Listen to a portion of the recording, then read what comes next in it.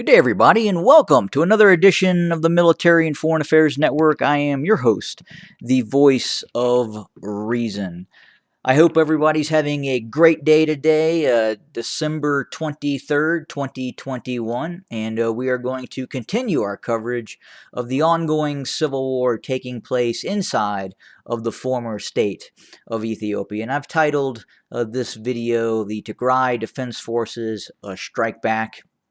And I will absolutely get to some of the battlefield intelligence that has been obtained in terms of just what is going on the ground. But first, I wanted to circle back real quick, and I wanted to talk about the drone issue. I wanted to talk about the prospects of the Tigray Defense Forces receiving electronic warfare devices that could, in fact, assist with degrading the capabilities of some of these drones that we've seen operating over the region, specifically the TB2 drone and the Wing Loon 1 and 2 drone. So first, let's talk about those three drones real quick. And I think there's been a little bit of confusion around some of the capabilities. What drone is better? What drone is not better?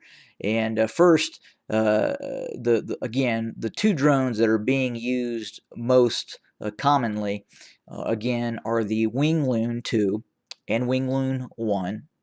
And obviously, now we have confirmed that both the TB2 is operating by the Abiy loyalists, along with Turkish operators are also deployed as well. And again, I talked about that several days ago, and again, that has just been confirmed by some of the mainstream media news outlets that are going around. But first, I want to kind of mitigate and just talk about the concept of these jammers that could be deployed to the region.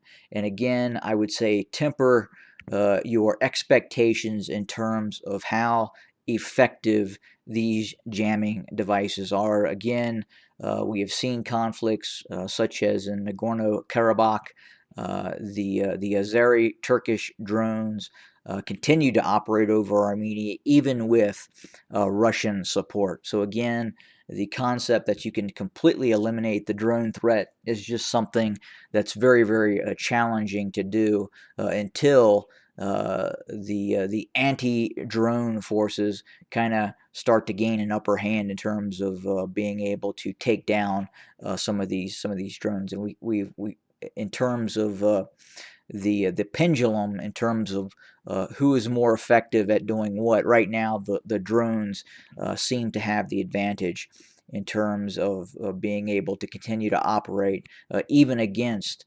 an electronic warfare environment in which anti-drone technology is being deployed. But let's again look just real quick at the two drones, and obviously we have the Chinese drone, the Wing Loon series of drone 1 and 2, and then we have again the Turkish TB2 drone. So ideally, the Chinese Wing Loon 2 drone, in terms of specifications, and because it is a long endurance, long range drone that operates with a satellite uplink as opposed to a direct line of sight propagation from a ground control station, ideally the more expensive and more effective drone would be the Wing Loon 2 drone. Now, where this gets a little interesting is it really that effective in terms of being able to maintain that satellite uplink where the payload specialist continue to operate the drone without having the actual thermal imaging device, the optic, which guides or targets the target on the ground via the actual payload specialist. And again, it would appear that at least on some occasions, and there has been reports that have been circulating, that would indicate that at times the the Wing Loon 2 drone loses its connectivity with its satellite. thus the payload specialist then can't search for targets. Or there's an issue with the actual display of the video that the actual payload operator is looking at. And again, we've heard reports of this, but again, ideally, if everything is working perfect with the TB2 drone, versus the Wingloon 2 drone, then obviously the Wingloon 2 would actually be the better system. Again, it has much more range. Again, in excess of quite possibly 1,000 kilometers, if not more, upwards to 1,000 miles. And again, you get that range because the satellite is transmitting data to both the ground control station and is also connected to the actual drone itself. So again, with that satellite interlink concept, you get a much greater range.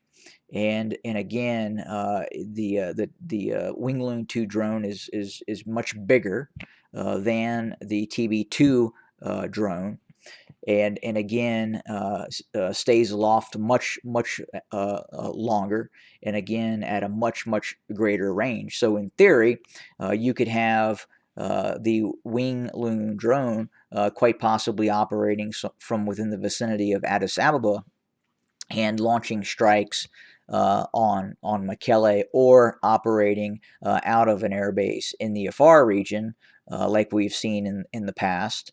And again, those Wingloon drones are then going from the Afar region over targets in the Tigray region and launching attacks. And again, those long distance strikes are absolutely being conducted by the Wingloon 2 drone. Now, with the TB2 drone, again, very combat proven system that we've seen operate over Libya. We've seen it operate over Nagorno-Karabakh, and really we've seen it used the most over Syria by the Turks themselves. And again, that is a line of sight propagation system where the drone really can't get more than 100 miles away from its ground control station. And if it does, it's going to lose contact. It's going to lose the data link from that direct line of sight system, that ground control station. So I hope that makes sense. So ideally, yes, the Wingloon 2 drone would be a better system if everything worked perfectly. Now, unfortunately, we've heard reports that's not always the case. Now, obviously, the TB2 drone doesn't always work perfectly either, but it would seem that it does work better, especially within that 100-mile radius of its ground control station. It would also seem to have better optronics. Again, it is either using German or Canadian optronics. And again, you see that beautiful thermal imaging site, that FLIR, that it operates, which is a very high quality system. And then it also uses a very precise MAM-L munition system, precision guided munition, that is operated from the drone as well. And in terms of attacking targets, both systems, both the Wingloon 2 and the TB2, can hit both moving targets and stationary targets. And quite possibly the TB2 drone, the optronics have a bit better definition than the Wingloon drone. But again, from the information that I've seen, when the Wingloon 2 is working perfectly, it is a very capable system, on par with the TB2 drone. It's just there's just been more battlefield success with the TB2 drone. And now, granted, the TB2 drone has that much decreased range in terms of it needing to stay within 100 miles of the ground control station. So that would mean if the TB2 was operating over southern Tigray, in all likelihood, the drone command station would probably need to be forward deployed to Weldia, or somewhere within the vicinity of Weldia, and in between Desse and Weldia, to operate effectively and give it that maximum range where it can loiter over a target area and hit targets. But again, just wanted to talk about that a little bit and clear that up. And then also, I'd say temper expectations in terms of the use of the drone denial systems. Again, these systems have not worked great in the past, especially in other areas of conflict. That's not to say we've not seen both the TB2 getting shot down by some fairly advanced systems and the Wing Loon 2 as well. And obviously, the Wing Loon 1 is more of a reconnaissance platform with a limited strike ability. But again, that's what I wanted to cover on the drone issue. Now, to the battlefield coverage of the Tigray Defense Forces in terms of striking back. So again, we understand that significant forces of the Abiy loyalists have moved into southern Tigray and are operating in Alamata and around Alamata. We also continue to hear reports that there are still Tigrayan Defense Forces operating inside of Alamata, and the entire city has not been capitulated as of yet. Now, with that being said, there are reports that obviously the Abiy loyalists have entered the city of Alamata, and there's still sporadic fighting going on with elements of the Tigrayan Defense Forces located in the city as well. But specifically, it would appear that a division of the Ethiopian National Defense Forces, the Abiy loyalists, operating within the vicinity of southern Tigray and Alamata, were enveloped and destroyed in zone by the Tigrayan Defense Forces.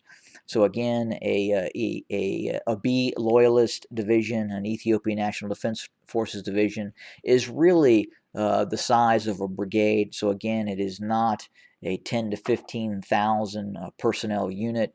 It is more like a brigade size formation, depending on the manpower at the time, in terms of anywhere from 2,000 to 5,000 personnel. So again, when we say divisions in the for the Abiy loyalist side, again, don't think in normal traditional senses of Western divisions.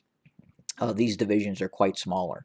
But again, a division was engaged, enveloped, and destroyed within the vicinity of southern Tigray. Again, the Tigrayan Defense Forces were able to use some of its standard operating practices to cut off a division, surround it, and then destroy it.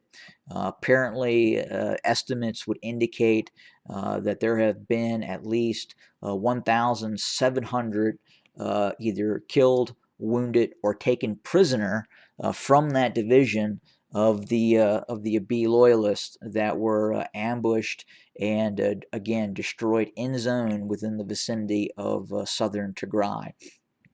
But again, very, very significant counter operation that was conducted.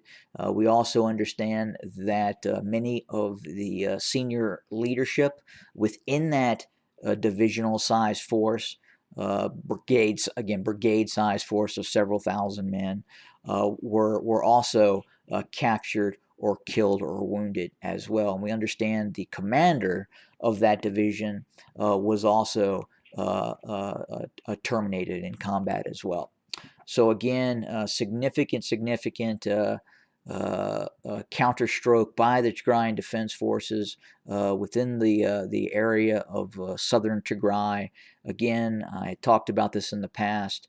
As we would see the Abiy loyalists, the Amhara regional militias continue to enter southern Tigray, we can expect to see the same sort of operations that we did in the past in terms of the Abiy loyalists, the Amhara regional militias entering the Tigray region and then being enveloped and isolated and then destroyed, much like they were throughout the Tigray region at the beginning stages of the conflict, or at the later stages when the Abiy loyalists were evicted from the Tigray region. But again, a fairly heavy setback for the Abiy loyalist forces. Again, an entire division, roughly 2,000 to 5,000 personnel destroyed. Of that total, 1,700 killed, wounded or taken prisoner, and the rest scattered and forced to retreat. But again, fairly significant victory for the Tigray Defense Forces in that area of operations in southern Tigray near Alamanta. Other issues I wanted to cover real quick. Again, we continue to hear about the persecution of media elements inside of the former state of Ethiopia. We could continue to see a crackdown not only on peoples from the Tigray region, but really anyone who does not actively support the Abiy Ahmed regime. So again, even unbiased reporting is now being considered as a threat to the Abiy Ahmed regime, and we continue to see incarcerations take place of reporters simply trying to report what is happening on the ground. We continue also to see an uptick in operations against peoples in the Oromia region. Again, as we know, the Oromo Liberation Army is engaged against the Abiy loyalists, the Ethiopian National Defense Forces, and its Amhara regional allies in the Eritrean Army, which is also operating all throughout the former state of Ethiopia. But again, we're continuing to see any concept that Ethiopia was once a democracy or is a democracy has been pretty much tossed out the window. And again, it would appear that Abiy Ahmed is operating much like his despotic mentor further to the north of Isaias Afwerki. But I wanted to report that, talk about that real quick as that continues.